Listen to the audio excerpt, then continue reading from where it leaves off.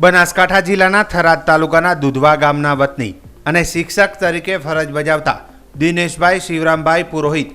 જેઓ સેવાકીય પ્રવૃત્તિઓ સાથે સંકળાયેલા છે અને અવારનવાર સેવાકીય કાર્યોમાં સહભાગી થતા હોય છે, ત્યારે તેઓએ આ વખતે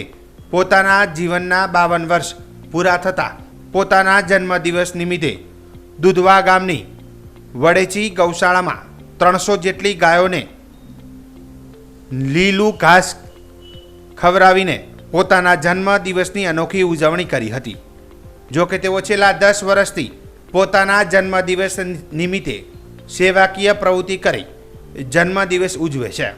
અને અન્ય લોકોને પણ આ રીતે જન્મદિવસ ઉજવવા પ્રેરણા પૂરી પાડે છે। આજે મારા 52મા જન્મદિવસ નિમિત્તે છેલ્લા 10 વર્ષની પરંપરા મુજબ વડેચી ગૌશાળા દુધવામાં ગાયોની વચ્ચે રહીને ગૌ સેવા કરીને જન્મદિવસની ઉજવણી કરવાનો જે નિર્ણય કરેલ છે એ મુજબ આજે સવારે આ વડેચી ગૌશાળામાં 300થી પણ વધારે ગાયોને લીલું ઘાસ નીરીને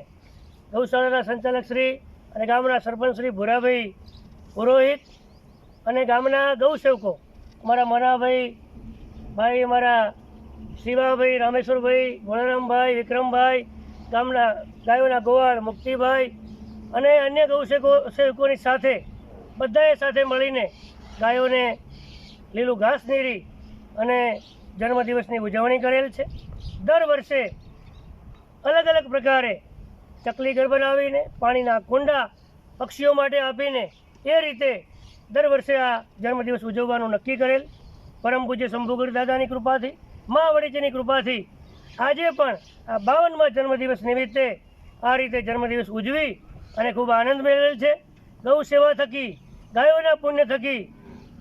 અમારી સૌની પ્રગતિ થાય, ગામની પ્રગતિ થાય, ગામ સુખી થાય અને ગાય માતાની,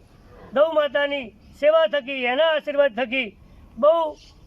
બધા આનંદમાં રહે, સૌ સારામાના થાય અને સતત આ રીતે ગૌ સેવા કરવાની સૌને મા વડેચી શક્તિ આપે એ જ આશા અપેક્ષા સહ